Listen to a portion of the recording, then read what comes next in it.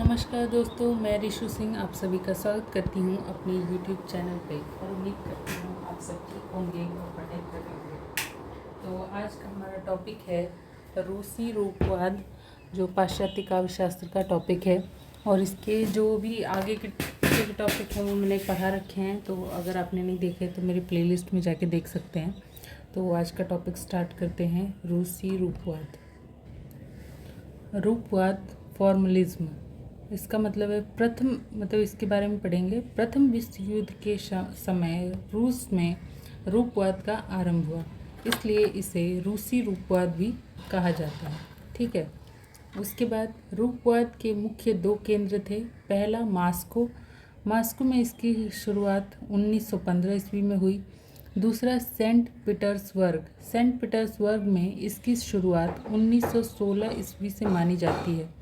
Soviet संघ के गठन के पश्चात रूपवादियों का केंद्र चेकोस्लोवाकिया की राजधानी प्राग बन गया था। वहां पर रूपवादियों ने मिलकर प्राग लिंग्विस्टिक सर्कल संगठन का गठन किया। ठीक है। इस संगठन में 5 रूपवादी लेखक शामिल हुए। पहला Boris Eikhenbaum, Viktor Shklovsky, Roman Jakobson, Rene Wellek, Jan Mukarovsky रूपवादी लेखक हैं। तो ये 5 रूपवादी लेखक शामिल थे। ठीक है। आगे चलकर रूपवाद 2 धाराओं में विभक्त हो गए। पहला रूसी रूपवाद और आंग्ल अमेरिकी नई समीक्षा। दूसरे विश्व युद्ध के अंत से लेकर 1970 ईस्वी तक रूपवाद अमेरिकी साहित्यिक अध्ययन का एक प्रभावी केंद्र बना रहा था। विशेष रूप से रेने वेलेक और आस्टिन वॉरेन के साहित्य सिद्धांतों 1948, 1955, 1962 में दिखाई पड़ता है। 1970 ईस्वी के दशक के अंत में रूपवाद नए साहित्यिक सिद्धांतों द्वारा विस्थापित कर दिया गया था। इस नए सिद्धांतों में कुछ राजनीतिक लक्ष्य वाले थे, जबकि कुछ में यह संकल्पना निहित थी कि साहित्यिक रचनाओं को उसकी उत्पत्ति और उपयोग से पृथक करना शायद ही संभव है। बाद में रूपवाद को समाज निरपेक्ष होने जैसे नकारात्मक संदर्भ में विरोधियों के लिए प्रयुक्त किया जाने लगा। कुछ अकादमिक साहित्यिक आलोचना के नए प्रचलन इस बात की ओर संकेत करते हैं कि रूपवाद की पुनर्वापसी हो सकती है। रूपवाद साहित्यिक आलोचना आगे चलकर 2 धाराओं में विकसित हुई। पहला रूसी रूपवाद, दूसरा आंग्ल अमेरिकी नई समीक्षा में। प्राथमिक रूप से 1916 ईस्वी में बोरिस इकेनबाम, विक्टर स्कोलोवस्की, यूरी ताननोव द्वारा सेंट पीटर्सबर्ग और पेट्रोग्राद में स्थापित काव्य भाषा अध्ययन समुदाय के कार्यों को रूसी रूपवाद कहा जाता है। ठीक है। तो रूसी रूपवाद किसे कहा जाता है? जो पीटर्सबर्ग और पेट्रोग्राद में स्थापित काव्य भाषा अध्ययन समुदाय के कार्यों को रूसी रूपवाद कहा जाता है। इसके अंतर्गत 1914 ईस्वी में रोमन जैकोब्सन द्वारा स्थापित द मास्को लिंग्विस्टिक सर्कल के कार्य भी शामिल किए जाते हैं।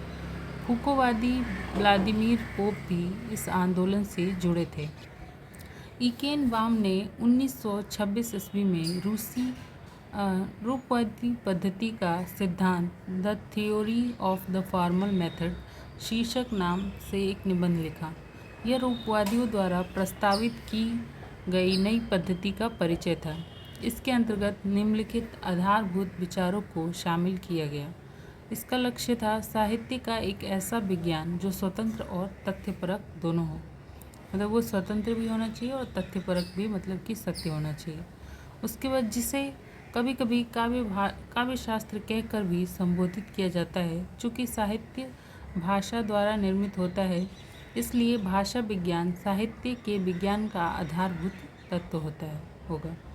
साहित्य बाहरी स्थितियों से स्वायत्त होता है, इस अर्थ में कि साहित्यिक भाषा सामान्य प्रयोगों की भाषा से विशिष्ट होती है, क्योंकि यह उस तरह पूर्णतः संप्रेषणात्मक नहीं होती है। साहित्य का एक अपना इतिहास है। रूपवादी संरचना में आविष्कार का इतिहास और यह बाहरी भौतिक पदार्थों के इतिहास से निर्धारित नहीं होता है। जैसा कि मार्क्सवाद के कुछ क्रूर संस्करणों में बताया जाता है, साहित्यिक कृति जो कहती है वह कहती है, इससे अलग नहीं किया जा सकता है। इसलिए रूप और वस्तु एक दूसरे के भाग होते हैं। आइचनबाम के अनुसार स्लोपोवस्की समूह के सबसे अग्रणी आलोचक थे। उन्होंने इससे संबंधित दो संकल्पनाएं दी है। पहला है अपरिचितकरण, उसके बाद दूसरा है कथानक का विशिष्टीकरण। रूसी रूपवादियों ने साहित्यिक आलोचना में सांस्कृतिक मूल्यों, सामाजिक प्रभावों और लेखक के जीवन की भूमिका को अस्वीकार किया। विक्टर स्लोवस्की के शुरुआती लेखन कला जैसी कि एक उपकरण, स्क्रोत का प्रेम 1916 ईस्वी के मुख्य तर्कों में इस सिद्धांत का स्पष्ट उल्लेख देखा जा सकता है। तो यहाँ पे रूसी रूपवाद समाप्त होता है, और इसमें कुछ भी डाउट हो तो आप मुझसे कमेंट करके पूछ सकते हैं। और अगर आपको मेरी वीडियो अच्छी लगी तो लाइक, सब्सक्राइब और शेयर कीजिए। धन्यवाद।